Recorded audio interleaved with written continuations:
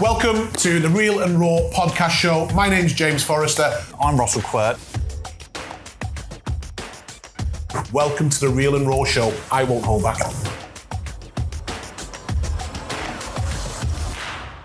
Hello, welcome back to Real and Raw. My name's James Forrester, and as you know, I will always put someone in the hot seat and give them a little bit of a grilling.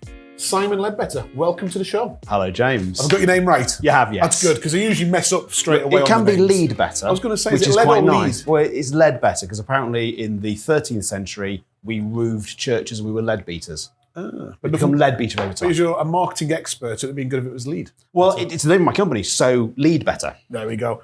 Right, you've got a bit of a varied background. Yes, so we're going to get straight into this. Marketing 70 estate agency brands across 60 countries and over 20,000 estate agents. Mm-hmm. Now, I know you're a bit ruthless because you kept messaging me on LinkedIn constantly, and I just kept ignoring you. And you were going, why are you ignoring me? But I look at some of the brands that you've worked for, and we'll just cover some. So some people who don't know who you are. So you're a global CEO at Fine & Country, the CMO at Keller Williams. We'll get on to them. Yep. Partner of Global Head of Marketing Communications and Digital at Knight Frank. Yes. Group Marketing Director at Countrywide. Yep. Ooh. CMO to a Dragon of Dragon's Den. I was a tech dragon from the first two series. When it was good. It was really good. The founder of Affinity IQ, the marketing agency, Vodafone Liverpool Victoria, Guardian Media Group, E.ON, 25 years in other senior marketing roles, and you claim to have generated over $2 billion in revenue for your clients. Indeed. And now you have your own company. Yeah, I do indeed. So I founded Unchained Marketing out of a company I had that was like a shell company I was working for, contract work. So I found Unchained Marketing to basically take everything I've learned over the last 30 years and take it to the industry that I've sort of fallen in love with, which is a estate agency. I worked in a lot of big businesses. We had so much data and insight and research. Life was really easy if you want to make a decision. I came into property and it's like, how do we make a decision? Well, estate agency and marketing don't usually go in the same sentence. No, I think we're really bad at it as an industry. Genuinely very, very poor at it. You know, it's interesting that other industries I've worked in use property data more than estate agents do to drive their marketing. And why do you think that is? I think we are an industry is very good at sales. It's a very sales-led culture, and people believe because they're successful at selling, they're therefore also good at marketing. Selling or getting a board outside a house for sale? Sorry, getting a board outside a house. Thank you for the clarification. What most people miss about marketing is 95% of the work before they even pick up the phone to call you with a customer. And why do you think they're so bad at it? I think no one's really taught them how to do it. They've learnt from people who are good estate agents. They think they're good at marketing because the thing that they do works, so just do more of that. Whereas stepping back from a marketing perspective and says, what do we do for the 5 years before they actually contact us? And actually, while we do that and it works, would that work better? And that's the marketing discipline. Obviously, you've worked with some self-employed agencies, and this is not an attack on anyone at all.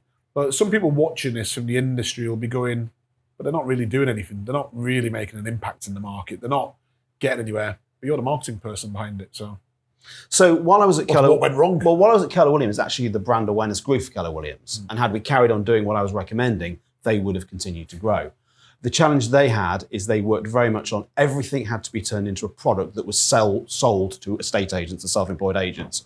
So what would normally be considered a service of Keller Williams providing marketing for its agents, they had to buy into as a separate service, so it could never grow to the level it could. I did advise them that would happen. They didn't listen, and inevitably the marketing didn't do the things it needed to do. So you were right and they were wrong? Very much so. I bet they're going to love watching this when they hear that. It could have been so much bigger if they'd just followed the advice that we gave them. And you've got some great names here. So if you looked at the property ones, who would you say was the best you worked for? On multiple, let's say marketing, and then the way they treated you as well. I think on multiple levels, I think all of them are very, very different. Going to Countrywide, I really learned about the whole of estate agency. Everything from the small brand for the mainstream to the high-end brands of John D. Wood and Hamptons. It was the best masterclass I could have had in the industry. They didn't treat me that well, it's fair to say. Knight Frank, what a brand.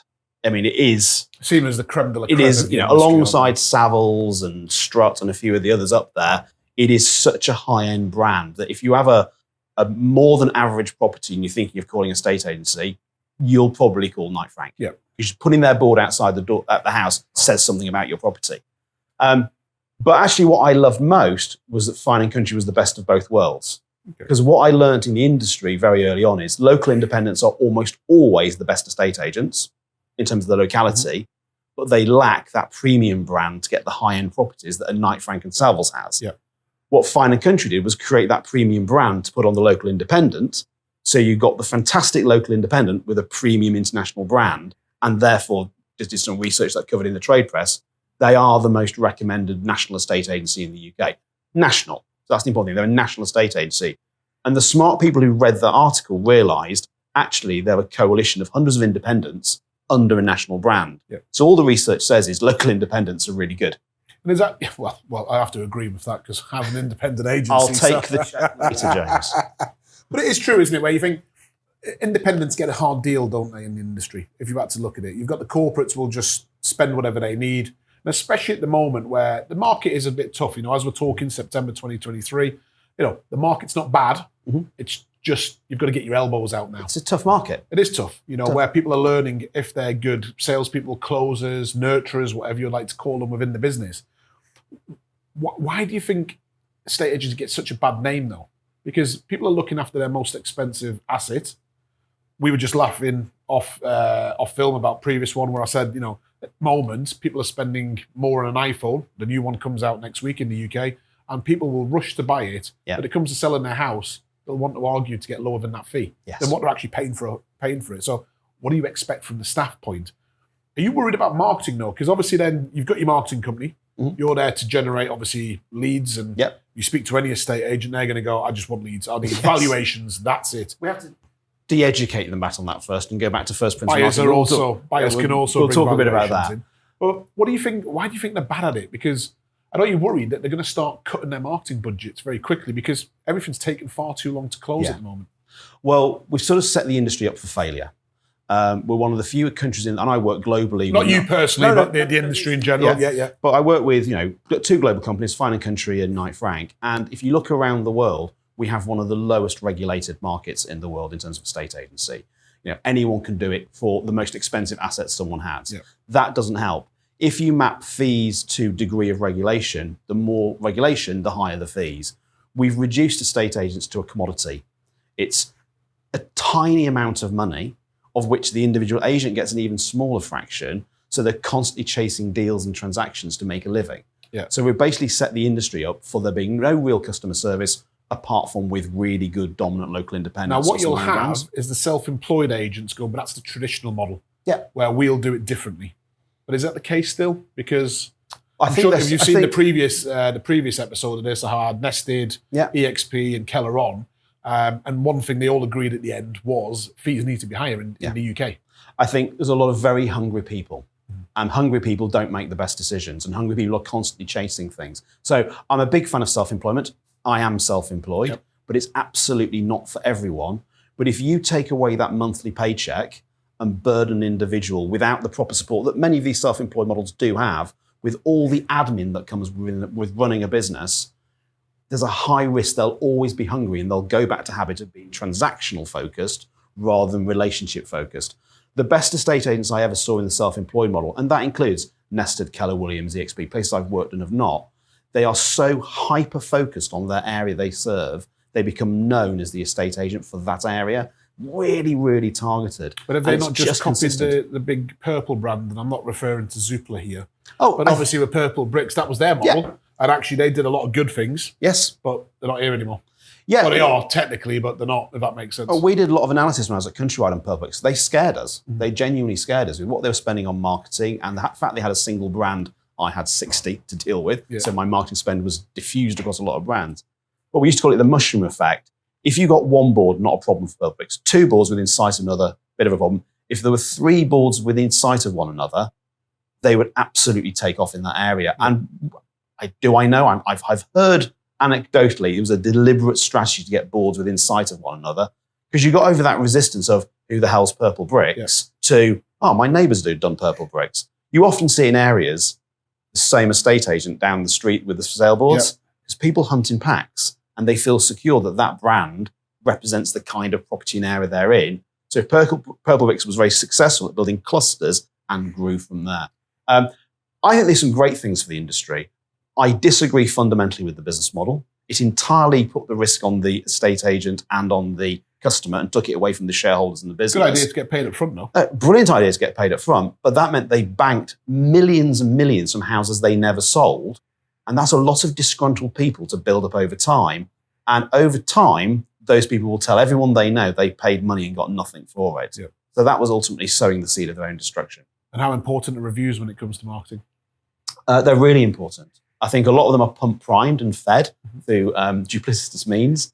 But from estate agents, from enemies and from within the estate agents. Yeah. I know it was practice that whenever we had a good customer at brands that will remain unnamed, if we had a good customer that liked us, we'd send them the feedback form to fill in, to do the Google review or the FIFO. Yeah. If they had a bad experience, we wouldn't send them the link. Yeah. It was a way of gaming the system.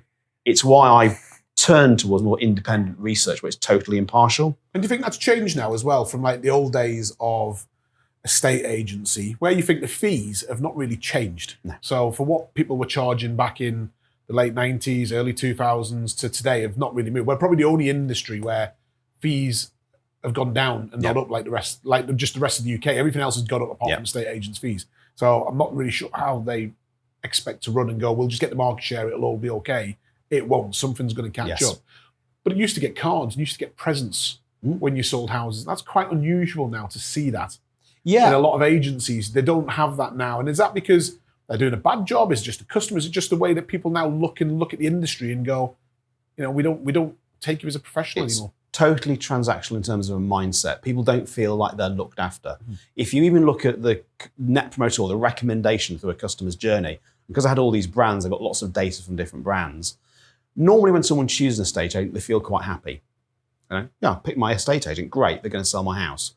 Between 4 to 6 weeks, they're unhappy and they move from being a promoter to a detractor because their house hasn't sold. Then they become happy. Then they get inundated with everyone's marketing. Everyone's prop tech kicks in and everyone's canvassing it's in. It all goes on. That happens. Great prime time to love your own customers and love your competitors' customers. Then they get very happy when they sell. But then about 2 or 3 weeks after they've done all that, they go back to not unhappy, but not as happy as they were because they remember the whole journey. It's so transactionally based. And if you're treated like a commodity, you won't value the service you get. One of the reasons why high-end estate agents get better fees, but also get better feedback, is they have a low volume of people to deal with. Because they're getting paid more. Yeah, I mean, we used to joke at Knight Frank to some of our leading estate agencies, could you please just sell one more house? You're only selling 4 a year. Yeah.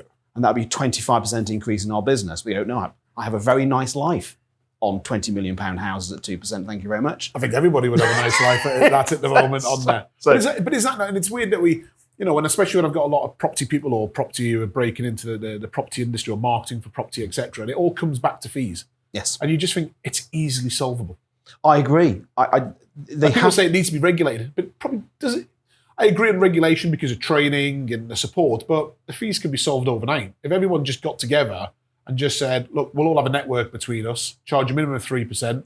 So if you've got someone, I'll give you 1.5%, and all of a sudden you've got the buyers, because you have buying agents are now a real tacking estate agents to go, not surprisingly in the market today, to go, look, you come to us, we will get you the discounts, we will handle you better, estate agents don't. But by the way, it's going to cost you a few £1,000s for my services, and you're going to pay me up front before I even do any work for you.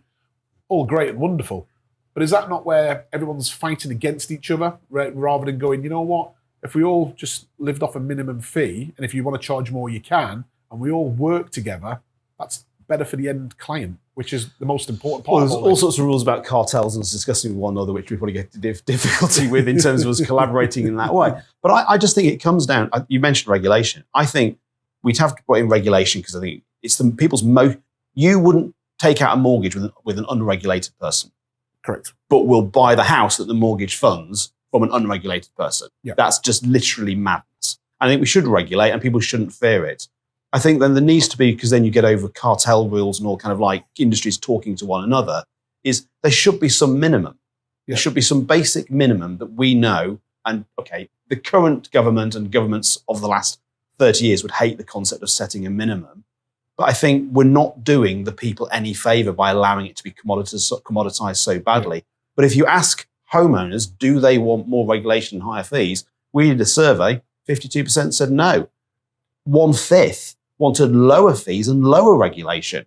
Which is harder then. Which is what on earth would the industry look like if we had even lower fees and lower regulation than nearly none? Well, there wouldn't be many estate agents, let's put it that way. It would be a disaster. I think Auto Trader would do a great job. Where I used to be head of marketing Auto Trader, a fantastic business. I was voted at school most likely to become a second-hand car salesman when I left school. I just had 350,000 second-hand cars on my forecourt at Auto Trader. So I was very proud of that. But it's interesting, isn't it? Because they did that. They started, it was very much, obviously, used to get the magazine and when news agents were popular, you went to get it, to look at the cars. But they've managed to get a beautiful model of dealing with dealers and individuals. We could look at the big portals of Rightmove and Zoopla and go, what's their next step? Because at the moment, they're just increasing fees. Yeah. Constantly. So agents are rent on the market. What value are we getting anymore? We're not getting any more value. They're not generating any more valuation inquiries per branch.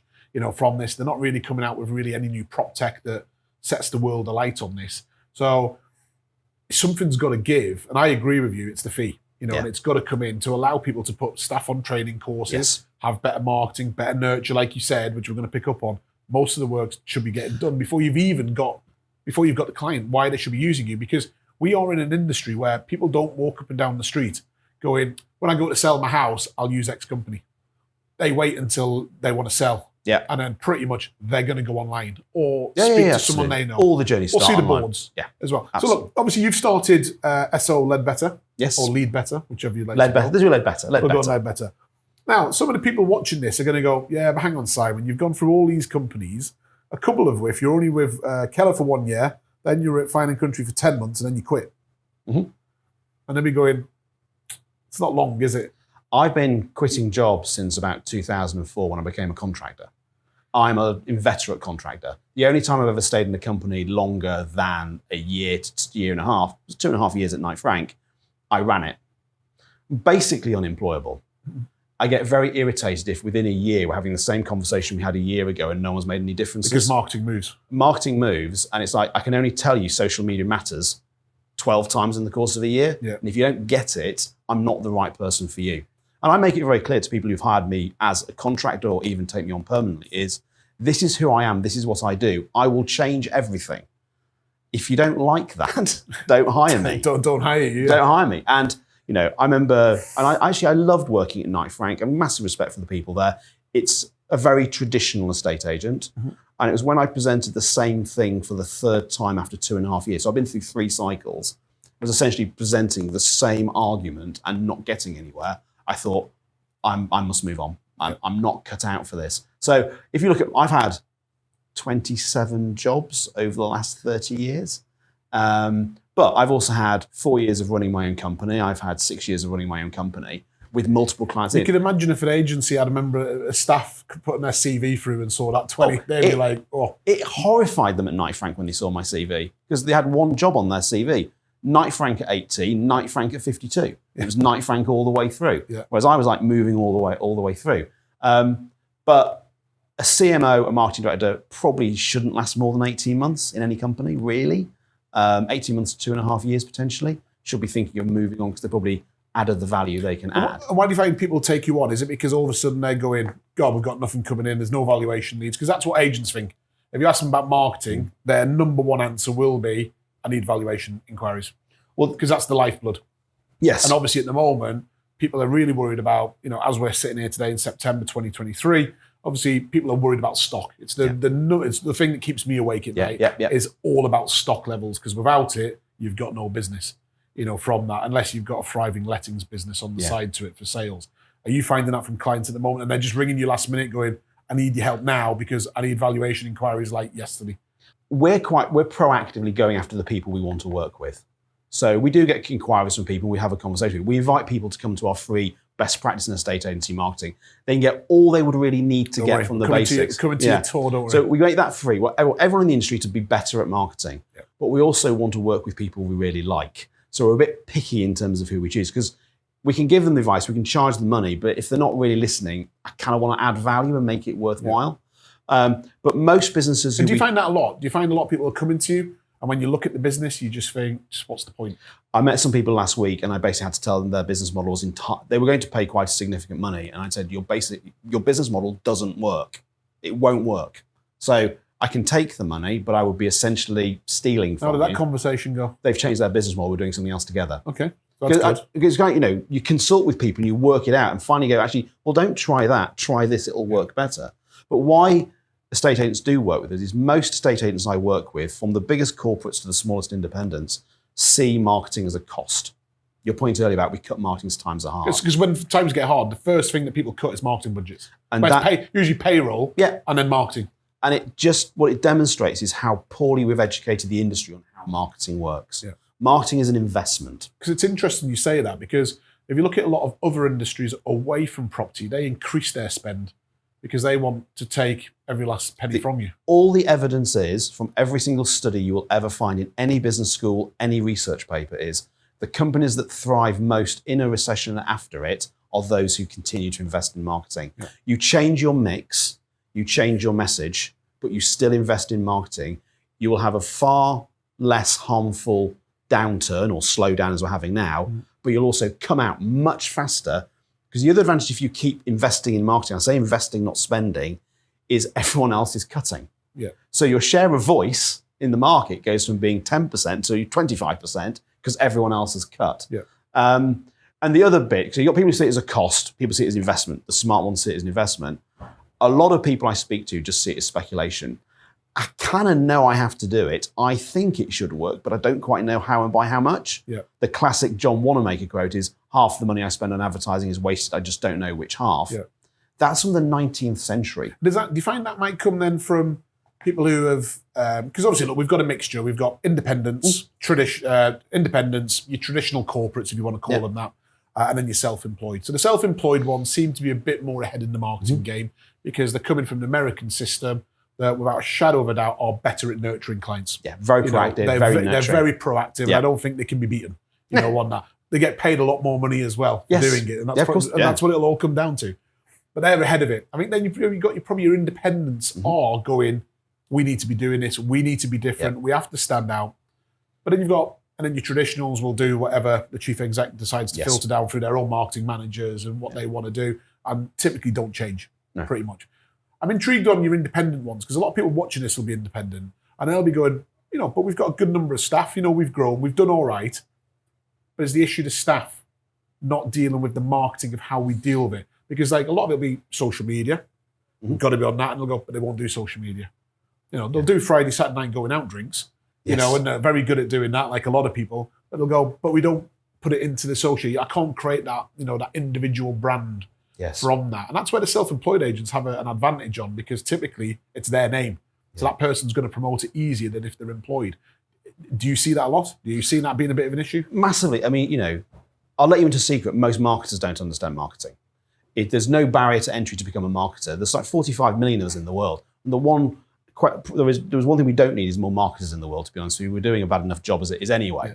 But I'm always stunned when I go into a company. I do what's called a masterclass in marketing, or it's had various names over the years. But I'll take normally marketing people, that's now moved to estate agents, through what you learn in marketing. Genuine science and art of marketing. And most marketers go, I had no idea that's what it was all about, and how it all works and how it all comes together. I stand on the shoulders of giants. I'm literally learned from the best. Yeah. I just apply it. Whereas a lot of marketers, they'll have a geography degree, no degree. You don't have to have a degree. They've done no qualification in marketing at all. They just do social media because they think they should. Whereas if you start with the actual science and understand the customer and what the customer responds to, you can define a really clear marketing plan for a business and say, these are the marketing channels you should use to this audience with this message. Do that, you'll make a fortune. Most people don't understand the audience, don't use the right media, and have a terrible message. And because of that, marketing doesn't work for them. Do you think it's because a lot of them have been burned? I think there's a lot of sharp snake oil salesmen out there. It's all about, social media, social media, social media. What do I do on social media? Because social media works, but for a lot of different industries. It works, but you need to know what to do with social media. So, simple lesson I do teach people is, first of all, we had Google come into Countrywide. We thought, the holy grail, Google is going to tell us how to do marketing because they're Google. Well, they'll do it for us. What was their advice? Get more boards up. Yeah. They did a massive amount of analysis, and their one piece of advice was you need to get more boards up because that's what will drive your success. We're going, we kind of knew that. That's not particularly helpful. I then did some research myself where I got a big piece of research from YouGov. We looked at what customers respond to. And there's 3 things that most estate agents do, and they'll do 1, 2, and the good ones will do Is this 3. breaking news for this? Unless they've been on one of your courses. I keep banging this drum because I just want estate agents to understand they should do it, is you start with email. Email is the most effective way of driving response. We don't get the Nigerian Prince emails anymore as we used to. Spam's kind of gone a lot, or junk's kind of gone. But email, what email means is someone's giving you their email in anticipation you'll send you something. So maximize your email collection. Get as many emails. And I teach people how to write the most effective emails. Then it's social media. And some people say, I do Facebook. Well, great. But for some businesses, 50% of their customers aren't on Facebook. Or in the UK, 37% of people aren't on Facebook. And they don't want Facebook to be marketed to them. They don't want to be marketed to through Facebook. Yeah. So which social media should be on and which channels? And then the third one after email, social media is direct mail. Direct mail pulls like a train in this industry. And it's not fashionable. People go, Deadwood in 2023. If you do the right direct mail, the average house in the UK gets 1.4 letters. Be one of the 1.4. Yeah. That's how you get it. It's actually changed. It's reversed itself. Oh, completely. It used to be, I've got an email. Yeah. Now it's, I've got direct mail, I've got a letter. Ideally, a handwritten one is the most powerful in many ways.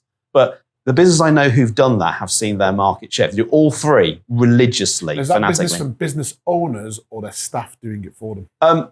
However they wish to do it. Sometimes it's done centrally from a corporate perspective. You know, we brought in a direct mail specialist at Knight Frank. We had an online specialist at Knight Frank who ran teams doing it. But a self-employed person should be doing email, social media, direct mail, or they should be getting their VA or their assistant or their marketing manager or the business owner. But every year you should be planning, what is our email strategy, what is our social media strategy, and what is our direct mail strategy. And then there's some real simple tricks you can do to just build really good content that you can share with people. What about PR? Because you see a lot of people now obviously looking at stuff, they're getting into all different news channels, media, etc. How important are you seeing the PR now in the industry itself? So there's a great lady called Jeannie Dietrich who runs a company called Spin Sucks in America. It's a PR company, slightly biased source, but she created a model called the PISO model, which amongst marketers is really common. PISO is, there is paid media, the stuff you pay for. Yep. There is earned media, PR, shared media, which is social, and owned media, which is what you own. And what I teach is to go the opposite way through. Most businesses don't use what they own. They might have a branch. They might have customer communications. They might have a website. Most estate agent websites are rubbish because their images aren't compressed. Mm-hmm. So they really slow down. Shared social media. But PR, all studies I've ever read, has the highest ROI of anything you could do. And is that because people buy into the brands? So, for example, if you're on the BBC absolutely radio in Hereford, for example, just because that's what I've been on, it's, you know, people will go, if that's the property expert coming on because it's the BBC, that's who we need to go to. If they're thinking of selling at that time, they're going to go, that's who we need to go and be speaking to. Absolutely. And if I'm reading the Stamford Mercury, I'm reading the Stamford Mercury because I'm in Stamford and I happen to like Stamford and I want to be in Stamford. If there's property content in there which I will value, I can trust the Stamford Mercury to have done some work to make sure that content is actually legitimate. Yeah. So you gain credibility. And do you think that's changed as well over the years? Because obviously it used to be every area was different. Typically Thursday night was job night, Friday night was car night, and property fitted in between it all. But it seems to have disappeared because obviously not many people are going out buying the papers now as much. But do you think that could be a good angle for agents watching this to go, look, some people still have the local rags, and people still like to pick them up and read them and go, you need to be banging the door down there to make sure you're that property person in that all the time. Yeah. The print's gone from being daily in many places to weekly and online. Mm-hmm. There's still lots and lots of online local newspapers that people are reading. You know, when I lived in Lincoln for a period, I read both the local newspapers because you want to know what's going on in your community. Yeah. So it's a great channel to reach you. But there also are parish magazines. There's local radio, there's local influencers.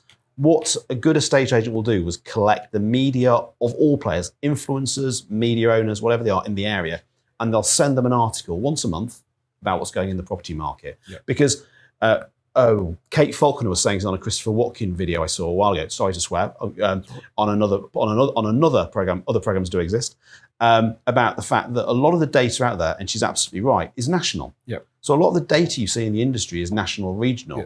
Your job as an estate agent is to make it local. Of what happens in your local What's going on in that street, that area, that town, that hamlet. Because not everything happens in London. And you think from the press it does. Yeah. You know, my industry, all marketing is designed for 30-something marketers in London because all the people who decide marketing are 30-something marketers in London. In London.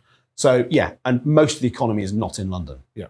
And that's part of the issue. Yes. Absolutely. A good estate agent will make anything national locally relevant. They'll use street names, they'll local communities.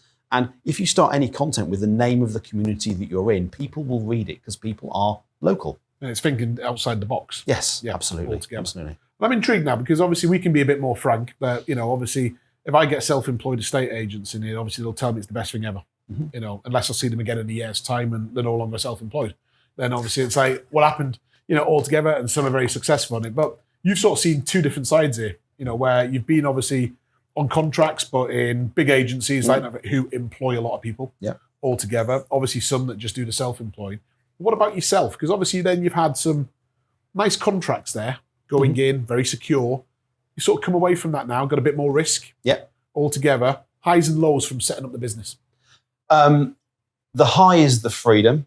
I do this talk for a few people sometimes. There's what do you want in life? Do you want freedom and no money? No freedom and the resources? It's almost like that's where you operate. If you're in corporate life, you've got lots of resources but no freedom. You're self-employed, you've got lots of freedom but no resources to do anything. And you want to try and find a bit between the two. The high is the total freedom. I can finally do what I think is right. I will live or die by what I believe is the right thing to do. And I'm happy to do that. I've reached a stage in life where I think I know what will work. I've got some fantastic clients who are telling me what I'm doing is working for them. So I'm getting that kind of feedback loop that what I'm doing is right. So there's nothing nicer than winning a new client. Yeah. It's like getting instruction. Yeah. It's that moment someone says, I trust you to do this. Take it off somebody else. Oh, well, that's very satisfying. We've got rid of them. We're going to go with you. Doubly satisfying. And I see my kids more. I work how I want. I dress how I want. I remember being at KF Knight Frank when we're told gentlemen may now remove their ties. Yeah. I haven't worn a tie for a very long time, apart from sadly funerals. The downside is there's no monthly check. Mm-hmm. You eat what you kill. And for a very long time, I wasn't earning anything. And you have family responsibilities. You have friends around your family going, what on earth are you doing? You had stayed at the big company. You had a fantastic job. And I'm going, yes, if I wanted to have a heart attack, I'll kill myself in the next year because it's driving me insane. And do you find that as well? Obviously, everyone's got different reasons for it. But like a lot of people, especially who promote self-employed, they'll say it is the freedom, like you said, and it's better. They don't want to have KPIs. They don't want to be getting, hit from the top with a lot of pressure from that. But don't you have to put yourself under more pressure when you're self-employed? You need more discipline being self-employed. I found often in a regular contract or a full-time job, you can actually kick back a little bit. You can waste a bit of time. Yes, of course, you work incredibly hard. You've got KPIs and things like that. But when you're your own boss, you're setting your own KPIs and you can earn as much or as little as you want. If you do nothing, you'll earn nothing. If you're out beating the streets, phoning people, doing social media, sending emails, direct mail, if you do all that, you'll make money, but you've got to be really disciplined and systematic. You can't just make it up as you go along. You want to say, fine, this is the routine I'm going to go through. I'm going to absolutely stick to it all the time to make it happen. And obviously being in marketing, you've got to. Yes. Because otherwise you're failing against what you're promoting. 100%. It's all structure and systems applies to marketing. And this is why I always love this question from this, which is always one of the difficult ones. But I'm sure there is where you've not been able to deliver something that you've promised for a client. Definitely. I was thinking of a good example of that. Oh, there's so many, James. Because marketing constantly changes. There's obvious things like, you have a great idea for an advertising campaign, but you can't get the right personnel to make it happen. Yeah. So, it's a great concept. Wouldn't it be amazing if we had insert actor here? Yeah. You go and check their bill and they're £150,000 for an appearance. You go, well, do we go for a B celebrity or a C? Or actually, we can probably afford an E celebrity. Yeah. Or actually, such and such in the office will do just as well. Which is often the case. We don't need models from professional agencies. We don't need a professional photographer. Yeah. Let's just do it in the office. And it's like, it's not a bad idea. It's just terrible execution. Yeah. The biggest frustration I've sometimes had, I take responsibility for it, is I've not successfully persuaded someone to either not do the wrong thing or to do the right thing. Mm-hmm. And that's the biggest disappointment. Is you go and you say, I promise things will change and we'll make things better. And for whatever reason, you don't, because it's trust. Do you trust what I'm telling you is the right thing to do? If you don't persuade them to do, I describe marketing as you're driving a car, your passenger keeps grabbing the steering wheel and driving into a ditch and blaming the crash on you. Because you'll tell them what to do, they'll do another thing, and then they'll blame you for it not working. Yeah. And it's like, but then often, or not often, sometimes you just cannot persuade them of the merit of what you're recommending. And you see a business make terrible decisions. And do you see it where, obviously someone will, bring, not necessarily, but it could be, or other marketing people, and they'll go, I've been doing it for 4 months now, but I've not seen the business increase. I've not seen these valuation increase. Because when we talk to estate agents, it's all about valuations. Yeah. Landlords and sellers, or vendors, if I use the technical terms correctly, from that. So for those who don't know, people who want to sell their house, and they'll just go, I've not seen more inquiries. Yeah. That right move is still giving me more inquiries. How do you battle that though? Well, if you're doing the right job and they're starting to see it, and you can see they're starting to see it, but all of a sudden are wavering because they're thinking, I just want the inquiries now. Yeah. I need to see it. How do you deal with this? Well, basically the genius of and the tyranny of or. So you have to try to do both. Is the skill of a marketer is to explain to someone who's not a marketer is there's two types of marketing. There is brand awareness and sales activation. Mm-hmm. Everybody wants sales activation. You do something, you get a sales call. Yeah. Bang, bang, bang, on, stuff happening. But all the evidence that we've got and we've accumulated over 20, 30 years is the more money you put into brand awareness over time and getting people to think of you as one of the top 3 businesses in your sector, the harder your sales activation works. The challenge with that is that takes a long time, that's immediate. So what I try and teach people is do enough of the immediate stuff so that people are getting the response, but do persuade them to invest in that long-term brand, because this will get much easier from a short-term sales activation if your long-term brand awareness has been built to a certain point. Yeah. And there is no data in the world that disputes that fact. The businesses that have built the biggest brands have the best sales activation responses. So, there's a 92% correlation between brand awareness amongst national estate agents and their customer share. So what you're saying is you will teach people how to get the instant sales activation, vendor leads in as quick as possible. Absolutely. But at the same point, locally, you've got to build up your brand. If I walk into a business, I say, just build your brand, they'll have run out of money before they can actually. Because that's what a lot of people. Because that's what a lot of people are going to watch this and say. They're going to go. They get told it with lots of different sort of marketing businesses per se, where they'll go, but you need to do this for 9 months before you'll see results. And they'll go, well, hang on a minute, that all sounds amazing. Well, we won't have the money in 9 months. Exactly. We're bringing you in now, because most people will not think ahead and go, we need somebody in now to worry about next year. Yes. They're going, it's the here and now. And what are you going to do? Genius of and. You have to be doing both. Yeah. Too many businesses are basically spending time chasing their tail because they're so obsessed with sales activation, they've never built the brand. And that means that every year they reset to more sales activation. If you build your brand over time, you start to have to do less sales activation because people come to you naturally. Yeah. And the best customer is someone who goes, hi, can I talk to you, please? Yeah. Rather than having to spam them. Yeah, they walk into your office. Exactly. Where the footfall's literally 0 at the moment. Exactly. Good tip is always get an office with parking outside. You'll find it easy for them to come in. Dual aspect front. You're obviously, I've got one question I want to ask you, but I want to leave that one to the end. It's a bit more of a fun one. But obviously you've got a tour about to start. Yes. And literally is, tell us a bit more about that because I don't know anything about it. So I can't even dig into this one, but people are going to go, it's a sales push. This is not a sales push, but you have got a bit of a tour coming. Yeah, so we tried it earlier this year. There's a nice place near where we live called Ashridge House, which is a nice classic house. We did it there. We basically tested this idea of, can we condense everything I've ever learned in the last 30 years in marketing into 7 hours? So basically in those 7 hours, if you're a business leader or senior manager or self-employed, you will get in those 7 hours what I've learned through a diploma, a BA, an MSc, an MBA, and 30 years across multiple brands into 7 hours in 5 chapters. And all I do is I teach them. Intense. People come away going, whoa, I've literally got 30 years of marketing in 7 hours.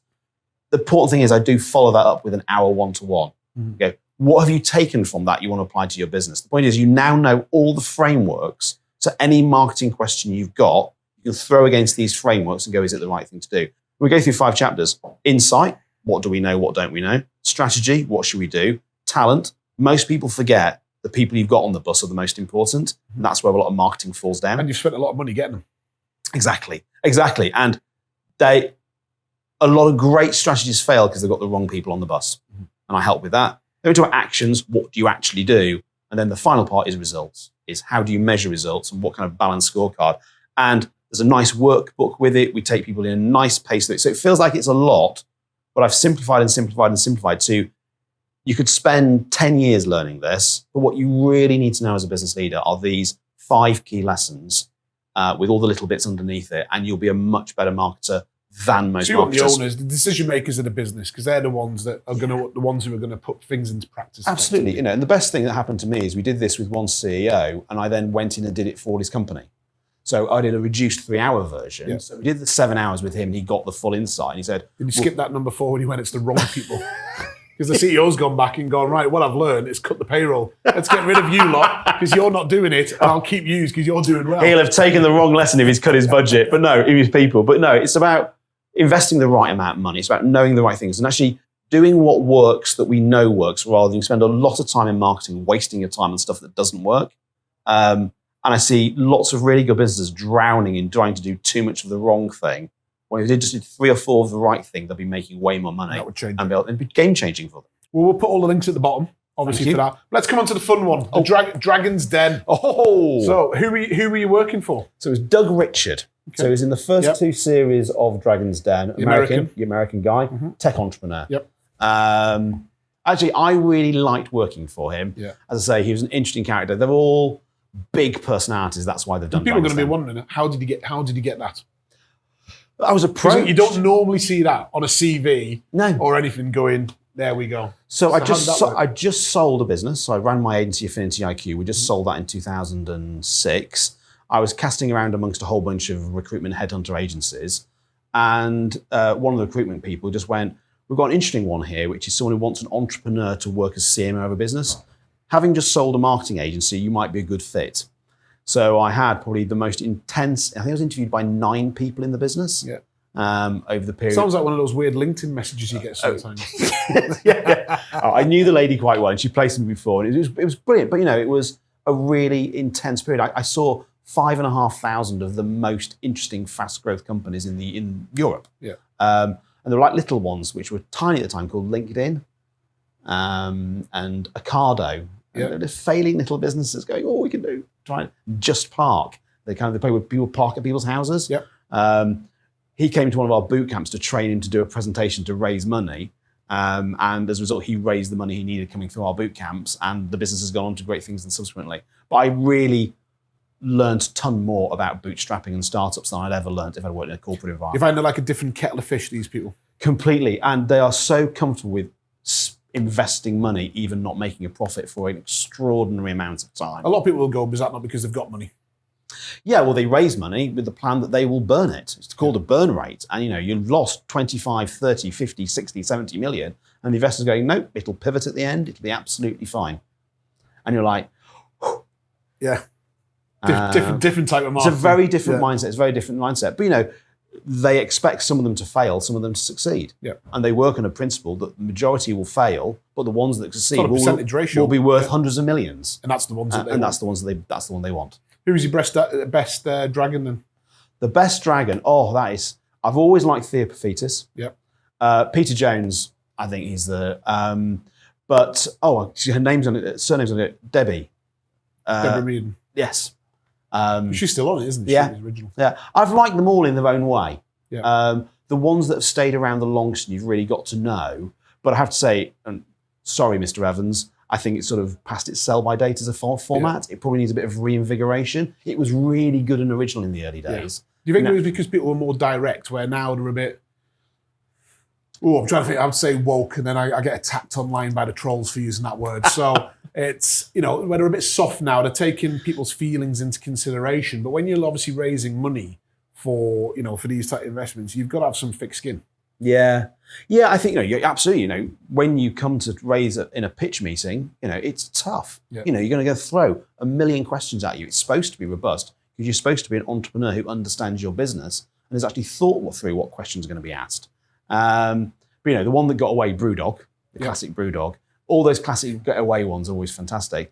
I would they must get the ratings to justify it carrying on. Yeah. But I would consider the format and go, is there a different way of doing this? The other thing as well is, I think the way of doing the Dragon's Den, The Apprentice, of that very adversarial, while I think you need to be tough, I think a more collaborative understanding between the investors and the entrepreneurs would be a more interesting discussion, actually following those companies in depth to see how they do. That's what people want to see is the follow-up stories more. Because it's not the real world, and people think it's certainly think The Apprentice is the real world, and it's not the real world.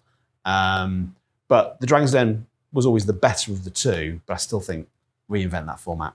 Reinvent it. There we are. You've heard it here first. Thank you very much, Simon. Thank you very much for coming. Pleasure. It's been great talking to you. If you want to know about Simon's business, everything is below on the link. So obviously have a chat. As you can see, obviously knows what he's talking about from there for marketing. And if you're a business thinking, right, look, we need to get this guy in, well, maybe come to one of the tours. Have a look. Have a chat first. This has been great talking to you. Pleasure. Thank you for watching another episode of Real and Raw. Bye for now.